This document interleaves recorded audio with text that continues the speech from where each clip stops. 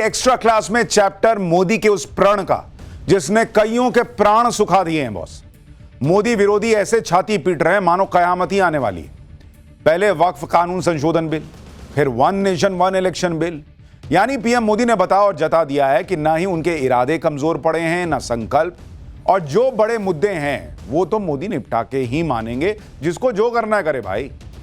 अब तो पीएम मोदी ने कॉमन सिविल कोड पर भी संसद में बोलने का अपना रास्ता साफ कर दिया, या कहिए कि बोल चुके हैं कि भाई हम तो पूरी ताकत से लगे हैं इस कानून को लाने को लेकर, और ये आएगा ही आएगा। इसलिए आज कॉमन सिविल कोड का वो चैप्टर खोलने जा रहा हूं जो बताएगा कि बिल कब आएगा और इसका आना देश के लिए क्यों जरूरी है। पहले ये रिपोर्ट देखिए।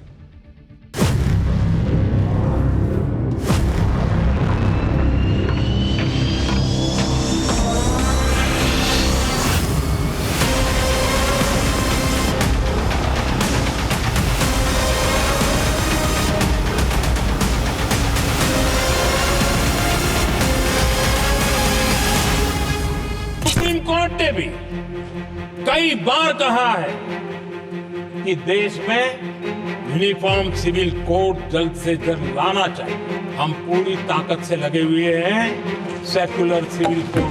हर जाति, हर धर्म, हर समुदाय के लोगों के लिए समान कानून होना चाहिए, इसका हमारा संविधान पक्षधर। यूसीसी के नाम पर देश के प्रधानमंत्री एक हिंदुत्वा सिविल कोड लाना चाहते हैं। मजलिस पहले भी मुखालिफत की, आज भी करेगी और कल भी करेगी।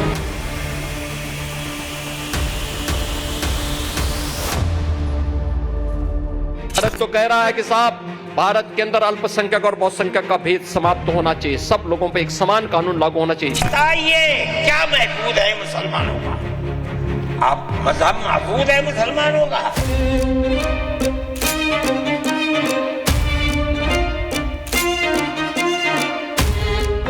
वक्फ संशोधन bill, one nation one election, और अब क्या देश में समान नागरिक संहिता का लागू होना तय हो चुका है।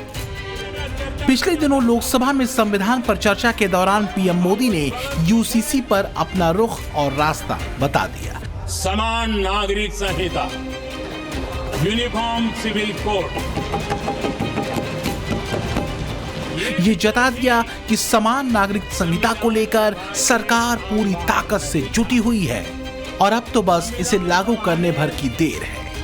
यूनिफॉर्म सिविल कोड को लेकर के लंबी चर्चा। ये है मुंशी जी ने कहा था समान नागरिक संहिता को राष्ट्र की एकता और आधुनिकता के लिए अनिवार्य बताया था। कमा मुंशी जी ने। सुप्रीम कोर्ट ने भी कई बार कहा है कि देश में यूनिफॉर्म सिविल कोड जल्द से जल्द लाना चाहिए। सरकारों को आदेश दिए हैं सुप्रीम कोर्ट ने, और उसी संविधान की भावना को ध्यान में रखते हुए, संविधान निर्माताओं की भावनाओं को ध्यान में रखते हुए हम पूरी ताकत से लगे हुए हैं सेक्युलर सिविल कोड। तो देश के भीतर असल सेक्युलरिज्म मोदी 3.0 के दौर में ही लागू होगा। आखिर क्यों ऐसा कहा जा रहा है कि मोदी अपने तीसरे कार्यकाल में ये शिव संकल्प तो ले चुके हैं कि इस बार सेक्युलर नागरिक संहिता को हर हाल में लागू करना ही करना है। तो फिर क्या संसद की वीथिकाओं में विपक्ष के विरोध प्रदर्शनों का रंगमंच और सजेगा? क्योंकि जब बात यूसीसी की आती है तो कथित सेकुलर पार्टियों का करुण नाद स्वाभाविक होता है। बीते एक हफ्ते में विपक्ष का प्रदर्शनवाद खूब दिखा है। अलग अलग मुद्दों पर विपक्ष ने दिल्ली की सर्दी में गुनगुनी धूप के नीचे प्रदर्शन किया है। अडानी मुद्दे पर नाटकीय मंचन से लेकर फिलिस्तीन लिखे बैग के साथ वोट बैंक को संदेश देने वाले प्रदर्शन, संतुलन से लेकर बाबा साहेब के अपमान का आरोप लगाते प्रदर्शन तक विपक्ष ने बखूबी किए हैं।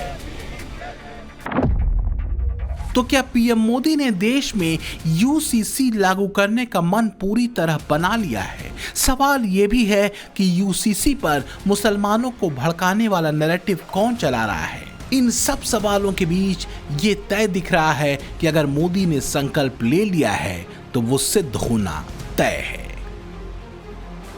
ब्रांड मोदी अगर लगातार तीसरी बार सत्ता में काबिज हुआ है तो इसके पीछे सबसे बड़ी वजह रही है बड़े संकल्पों की सिद्धि, जिनको खुद विपक्ष असंभव बताता था।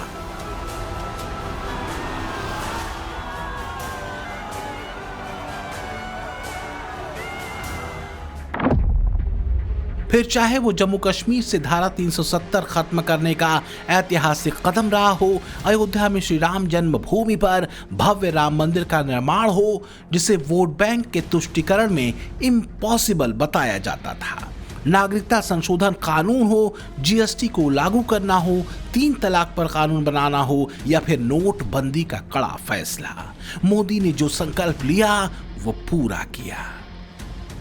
अटल जी की सरकार थी, तब भी हमारे मैनिफेस्टो में रहता था राम मंदिर, तब भी रहता था 370, तब भी रहता था यूसीसी।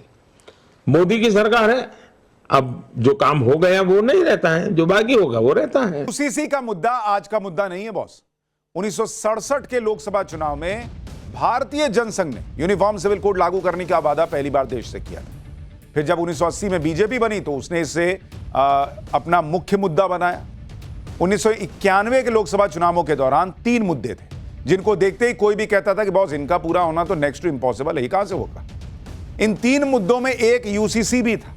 इसके अलावा राम मंदिर और आर्टिकल 370 थे।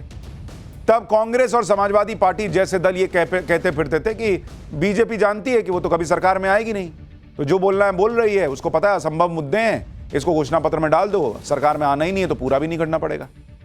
लेकिन कहते हैं ना कि जब आप संकल्प ले लेते हैं तो एक तरीके से प्रकृति लग जाती है आपका साथ देने।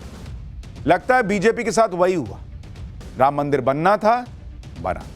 आर्टिकल 370 हटना था, हटा। और ये सारे संकल्प पूरा करने के लिए वक्त ने किसको चुना? नरेंद्र मोदी को। इसलिए कहा जा रहा है कि भारतीय इतिहास में एक और बड़ा फैसला होना है और ये होकर रहा है।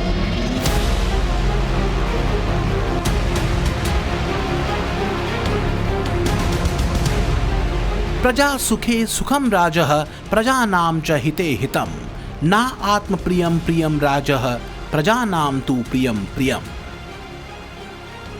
यानी प्रजा के सुख में राजा का सुख है, प्रजा के हित में ही उसका हित है। राजा का अपना प्रिय कुछ नहीं है, प्रजा का प्रिय ही उसका प्रिय है। तो क्या बीते 10 वर्षों में चाणक्य के इसी सूत्र से पीएम मोदी ने लोकतांत्रिक व्यवस्था में अपने राजधर्म को कसा है? मुद्दा इस प्रश्न की विवेचना का नहीं है, बल्कि इस प्रश्न के साथ दिखती उन तस्वीरों का है जो बताती हैं कि 2014 के बाद सत्ता अपने संवेदनशील स्पर्श के साथ दिखी है। यूसीसी वास्तव में उसी संतुलन और संवेदनशील विजन का हिस्सा है, जहां अल्पसंख्यक और बहुसंख्यक का भेद खत्म हो जाता है। यानी एक समान नागरिक कानून देश के अंदर नहीं होना चाहिए क्या?